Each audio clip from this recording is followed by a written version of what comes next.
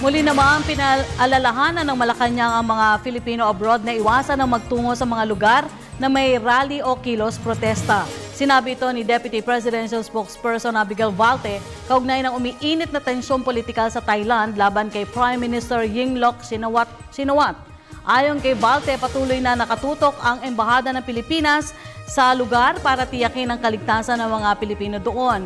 Sa kasalukuyan ay may 20,000 Pilipino ang nakatira sa Thailand.